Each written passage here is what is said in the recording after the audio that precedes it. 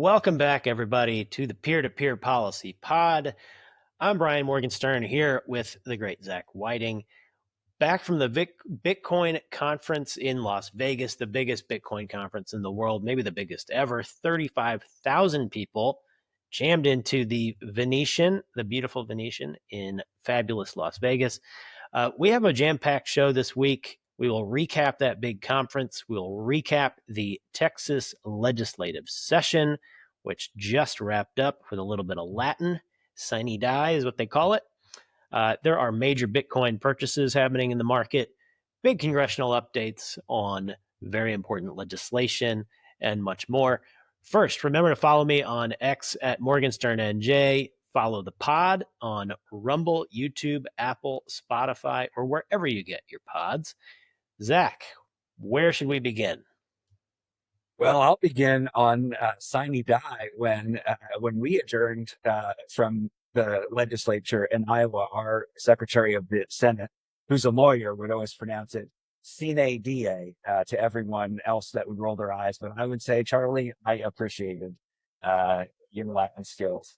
But glad, Brian, that you're back from the conference. Glad you had a great time. And I thought you hosted a great live episode of the podcast with Cody from the Digital Chamber. So for anyone that's interested, go back on your podcast feed and check out that episode for more. And even though I wasn't there, I followed along. And I think one of the great quotes from the whole conference was Vice President J.D. Vance declaring, "I'm here today to say loud and clear with President Trump that crypto finally has a champion and an ally in the White House." So that was just I think, captures the essence of where we're at in this moment. So now that you're 10 days, a week or two out from the conference, Brian, what were your key takeaways from it? Yeah, it was festive. It was optimistic. It was full of politicians tripping over themselves to declare their alliance with our industry, which is a very radical change from just a short time ago. These conferences, there's a whole bunch of different digital asset conferences that we participate in, but the tone was much different when we had a different president. And the Biden administration's policies were very harsh on the industry. And there's always optimism at these things, but the tone was very different. It was more about, we're fighting for our very existence or our right to do business. And this time it was about, what wins can we get? How many more people can we build into our coalition? So it was really a very positive and festive atmosphere, a lot of interesting conversations. Of course, the vice president was there. Don and Eric Trump were there. They have a new venture in the Bitcoin mining space, so they were talking about that. We had a lot of innovators selling new, interesting products. It was just really happy, festive, and optimistic in a way that I hadn't really seen in the past. And I think it has a lot to do with our government is not trying to put us out of business anymore. So that was that's probably the biggest takeaway. I remember from your episode with Cody, he met Scottie Pippen, which growing up as a Bulls fan in the 90s, I would have, just like Cody, I don't fanboy much, but I probably would have loved to have met Scottie Pippen. And I saw people on stage, on the main event stages that were like wearing board shorts and sandals. You've got Scottie Pippen, you've got the vice president and the president's sons. It is an eclectic group of people, and that's exciting that, not to mix metaphors, but that there is a big tent for folks in the Bitcoin space, which is cool. And we did have, I think, at least 4 people from Riot that spoke at the conference. What were their speeches about, and how did that go? Sure. So our buddy Phil, who is VP of Capital Markets and does investor relations, talking about how Bitcoin companies are raising capital these days. It has become, particularly with inflation over the last several years, government spending becoming a huge topic. of conversation. Um, there is that contrast between the dollar, whose value tends to inflate away, and then Bitcoin, whose value tends to appreciate over time. There seem to be new and innovative ways of raising US dollars to then convert them into Bitcoin, convert a depreciating asset into an appreciating asset. So, interesting conversation. Gazala discussed mining. She's our head of mining, of course. So, talking about how that is evolving and how tariffs are having a bit of an impact there especially for certain companies and the ability to develop data centers in the US. And then Jason, our CEO, talked about how Bitcoin companies, like ours, have huge power portfolios, and then how to best maximize the value of those portfolios, and converting portions of load into AI data centers seems to be a very popular solution these days and a very lucrative one. So that was an interesting discussion. And then I discussed various policy developments at the state and federal level and where we are today. Ending Operation Choke Point was a big topic of conversation. Various state governments trying to figure out how to incorporate Bitcoin mining into their energy environments.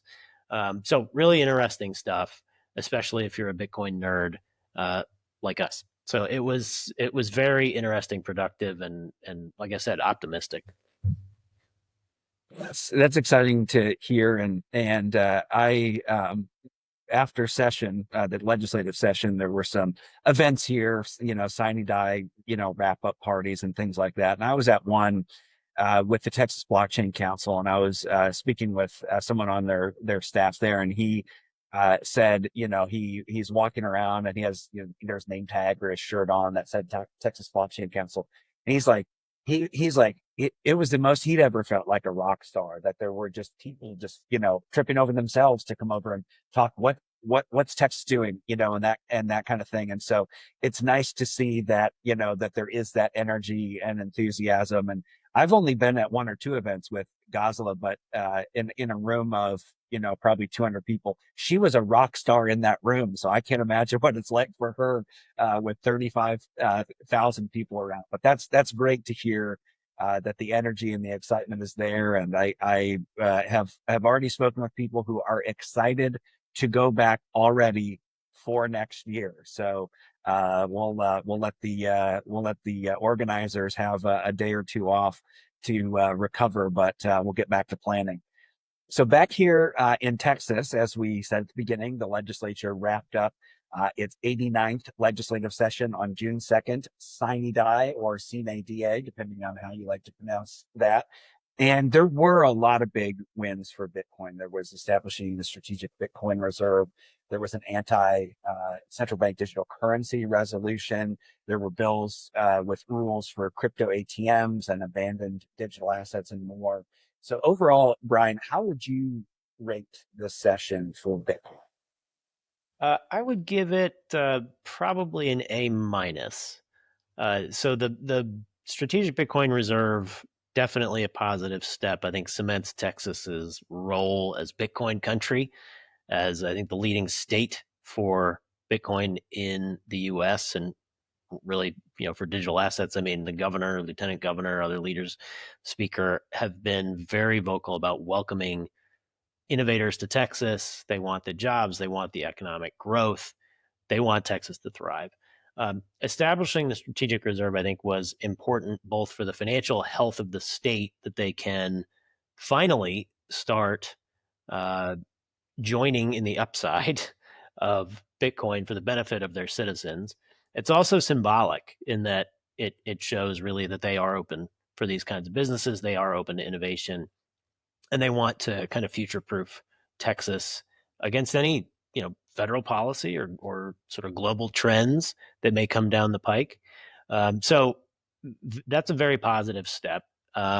They I think the appropriation was only like $10 million, which is not nothing, less than we thought it would be.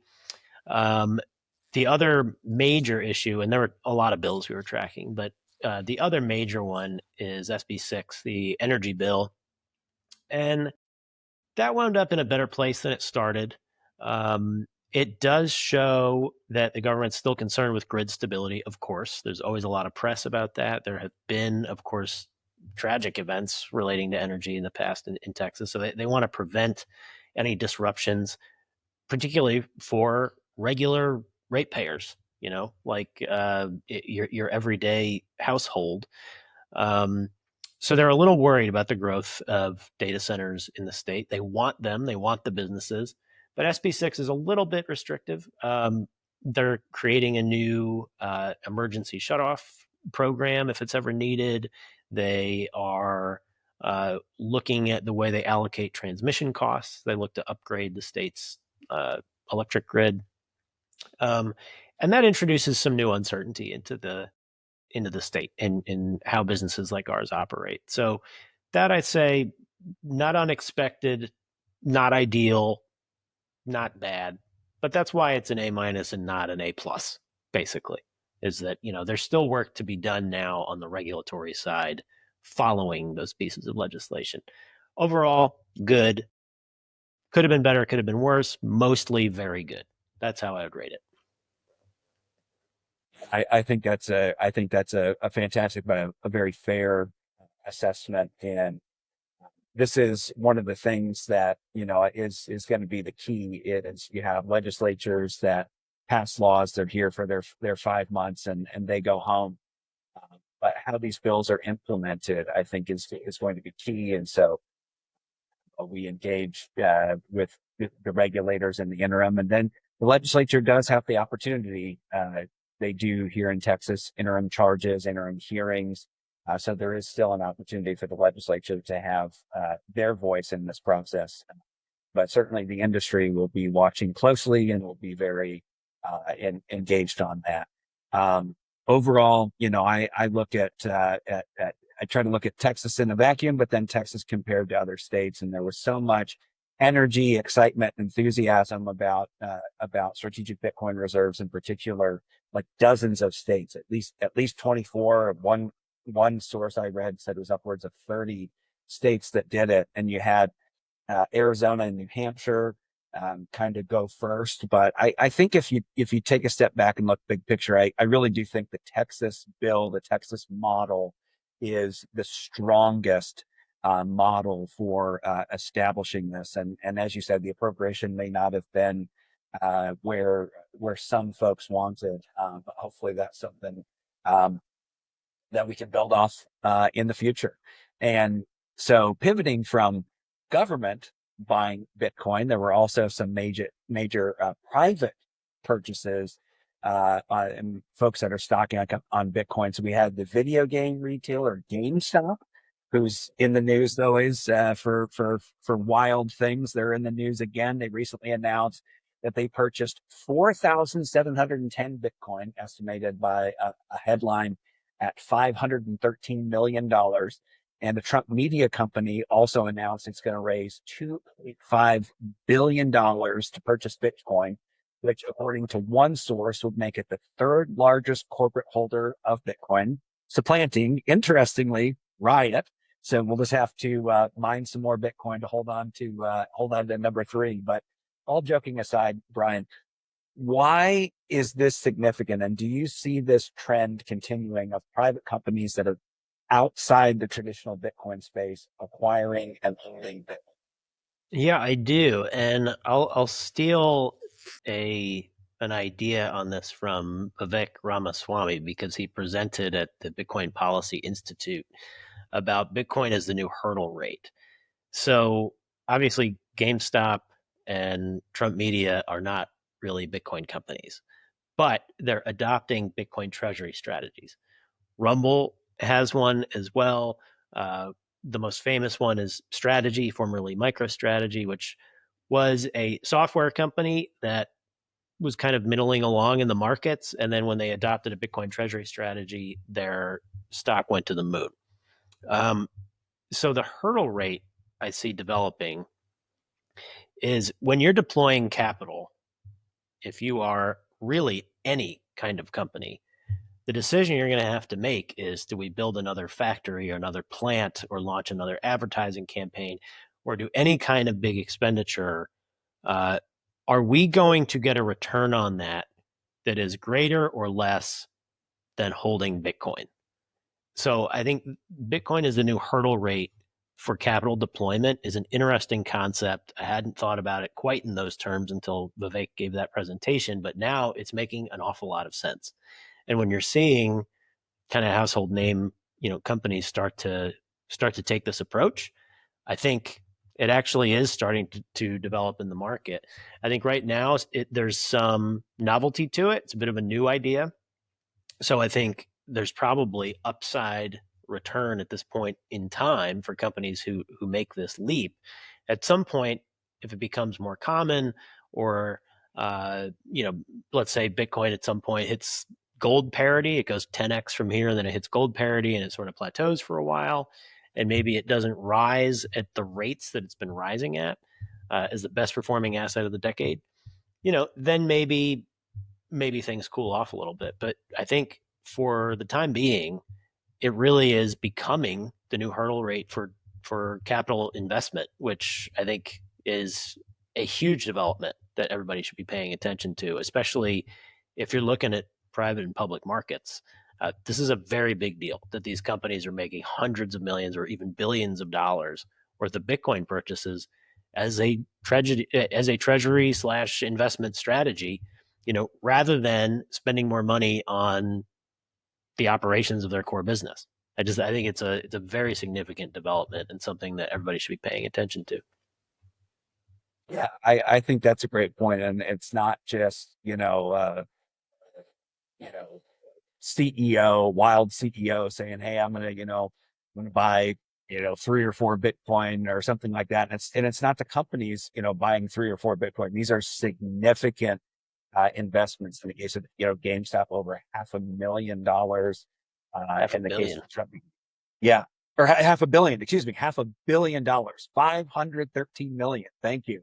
And 2.5 billion with Trump Media. These are significant purchases. So that's some very interesting analysis from Vivek, and a great thing to think about. And so there's the financing side, and then there's the tax side of things. Another thing that we've been focused a lot on is the tax treatment of Bitcoin. And there's a multi-front approach to tackling this. There is, of course, the hope that Congress will adopt provisions in the reconciliation bill, maybe market structure or a standalone vehicle. And then second, the digital chamber is needing several letters to administration officials seeking to fix this.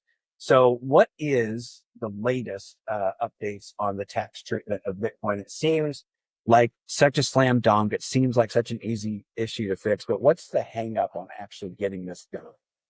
Well, so first, I think we've discussed this topic in the past. Really, Bitcoin is recognized as a commodity by the SEC, the CFTC, and federal courts. Pretty much everyone recognizes that Bitcoin is a commodity, except the IRS.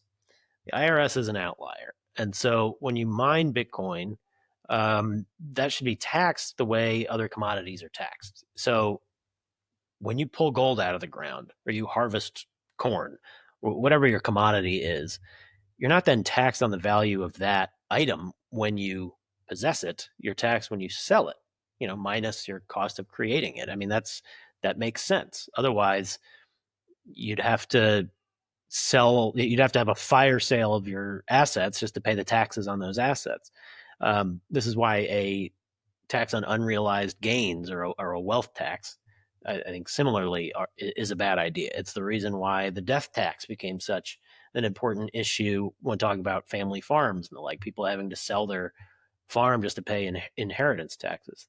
So the idea is that it is a commodity, recognized as a commodity by pretty much every agency except the IRS. If they fixed that, it would kind of level the playing field with Bitcoin against other commodities. It would make administration of taxes much easier because you have a fixed price when you're selling it. You can deduct the amount it cost you to create it, and you have a pretty easy tax calculation there. Rather than being taxed on the value of it when you mine it. And then if you're in a mining pool, like a lot of these companies are, where you're pooling your hash rate, then you get a proportional amount of Bitcoin. it can be pretty tough to figure out the exact price of the Bitcoin that you received. And like I said, if a company is having to pay taxes on an asset, or having to do a fire sale of an asset just to pay taxes on the asset, that's obviously not a good business environment. So they should fix this. And a hang up, I think, is number one, there's guidance the IRS issued in 2014 during the Obama administration that treats Bitcoin like property, so that you are taxed when you mine it. And there's inertia. It's been there for a while. People don't like to change things. That's a cynical, kind of silly view, but it's true. That is one hang up that we're trying to break through. Another, with the various pieces of legislation you referenced, is bandwidth, because we can read in the news how concerned they are with SALT caps and Medicaid cuts and all sorts of different things. It's a very complicated mess of issues all being brought together in one bill in the case of reconciliation. In terms of market structure, that is a bill, that's been around for years. And the Senate had Lummis Gillibrand, I think 3 years ago. The House passed Fit 21 in the last Congress. Now they're finally trying to take all of the ideas for a digital asset market structure, get it into a bill, and get it through. The tax issues are important, but again, there's sort of this bandwidth inertia issue of getting those fixes in there. And I would add one other element. When you're dealing with members of Congress, a lot of them are still not that familiar with Bitcoin and digital assets. And so when they're just kind of getting up to speed on how exchanges should be able to operate, to then introduce a new, and it's not new, we've introduced it in the past, but when they're just kind of getting their arms wrapped around one issue, then you say you should also pay attention to this issue. Sometimes they kind of panic and say, I was just learning that other one. So none of these are good reasons. The correct policy is to fix this.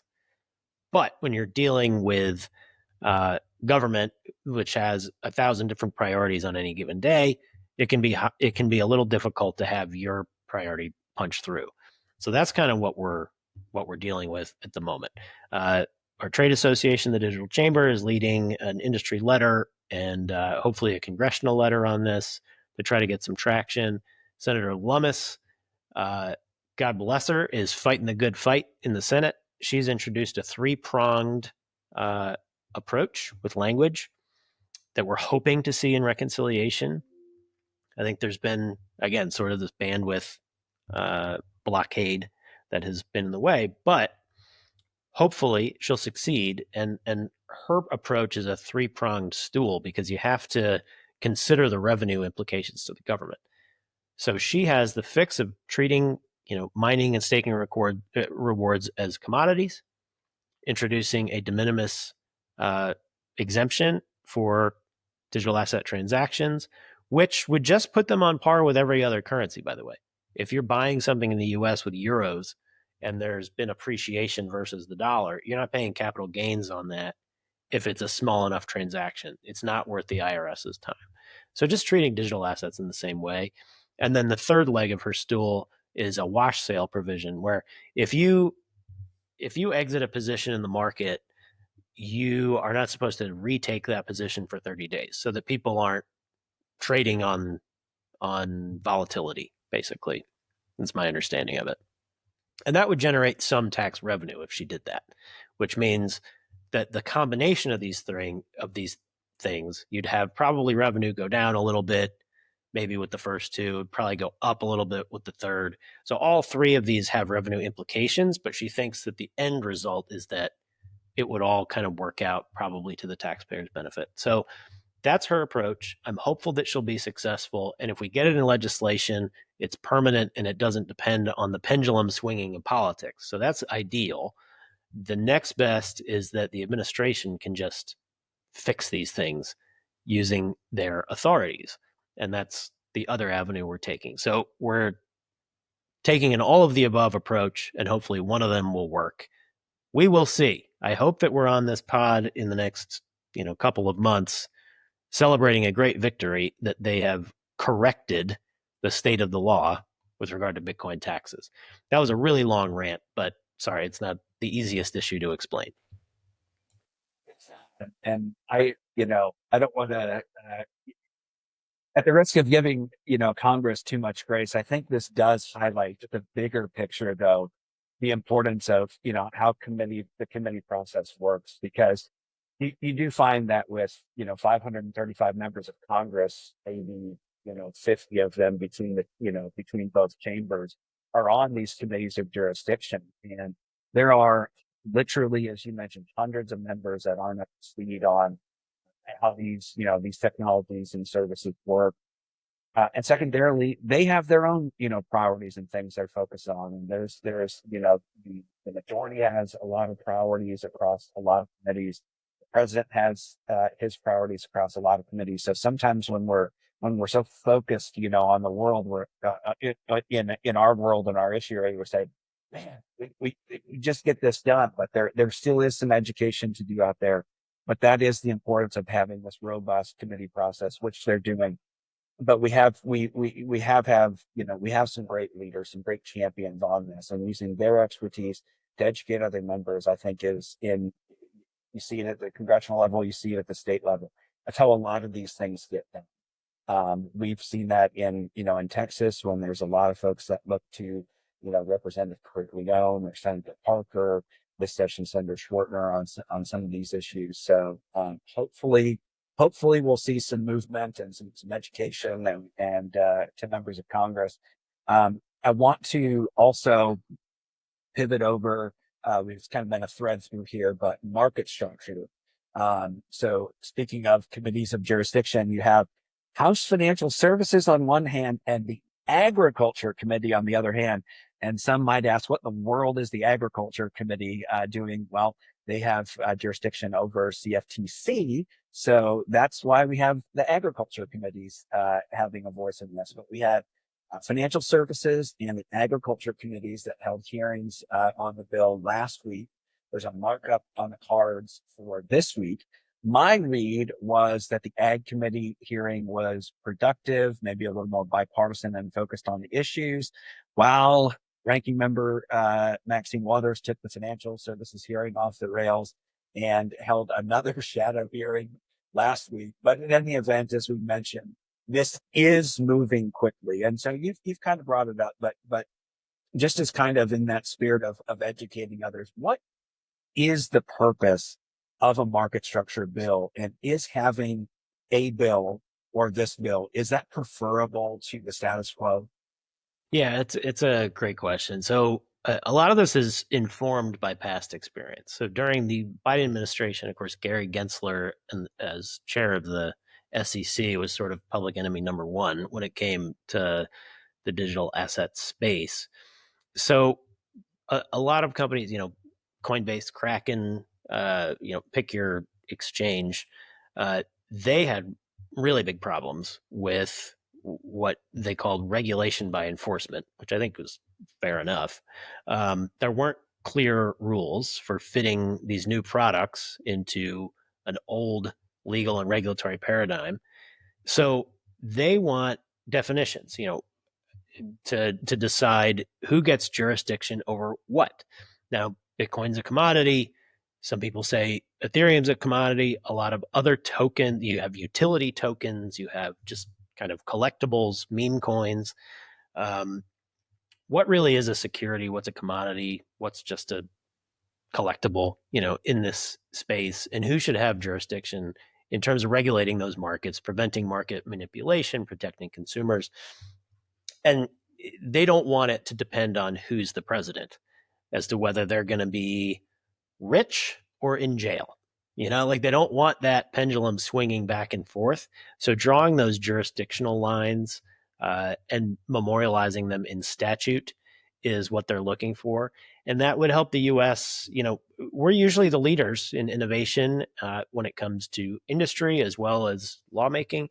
we have fallen behind. I mean, Europe has a framework. A lot of countries in Asia have been developing their own frameworks because they're looking to the U.S. for leadership and not getting it. So this would hopefully cement the U.S. as the jurisdiction of choice for these businesses. Of course, FTX, probably the most famous failure in this space, were driven offshore. They were in a much less regulated environment. Of course, they committed fraud, which has been a crime for thousands of years, and fraud is fraud. But there weren't those, rails in place to set the right jurisdictional lines. So I think that's their main goal.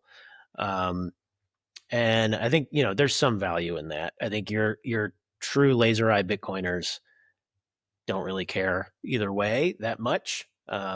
They just want self custody. Now, there's some language I think dealing with that, which is a good thing, that would sort of preserve the right to self custody and peer to peer transactions. We don't want to be required to have an intermediary, a bank or a government between two people transacting. So protecting those sorts of rights, I think, is probably the most important thing for the Bitcoiners' perspective. But really, it's to prevent the regulation by enforcement that we saw over the last several years. And so that if the White House changes hands or Congress changes hands, we don't just go backwards to what was happening last time. I think that's really the main idea behind getting a market structure bill done. I think that's a profound is pendulum swings from doing business to potentially being in jail, and that's not hyperbole. That's a stark reality in this space, and in my time between Congress and the legislature, as much as you hear industry saying we want less regulation, period, which I think is almost categorically true. Having a light touch framework in place to give people certainty in the long term about how to operate, I think that's good public policy. And we'll see if this market structure as it evolves turns out to be good public policy. There are a lot of good things in there, as you mentioned, some of those protections for self custody and those things. That's one of the unique value propositions of the blockchain of Bitcoin, is to remove that intermediary. And of course, and it's by camp as well. Is we have the House taking up bills in two committees. The Senate has contemplated these things in the past, so we'll see. We'll see what the Senate does, if they come up with a standalone, if they wait for something to come over from the House. We know that there's a lot of great champions over in the United States Senate that I think would add a lot of good things to the conversation. So more to come, and as you said, Brian, hopefully we'll be here in a couple of months celebrating some wins. All right. Well, let's transition over to the final segment. We'll end that in our traditional way with the grab bag segment. For me, it is College World Series season. The women's softball championship was held in Oklahoma City, and Texas beat Texas Tech in 3 games to win their first championship. I'll just say horns up to that. And the men's baseball championship starts this week in Omaha, Nebraska, which is 3 hours away from where I grew up. It's an amazing event.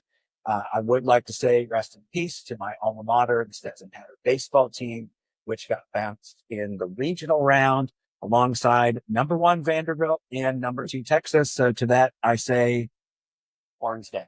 Brian?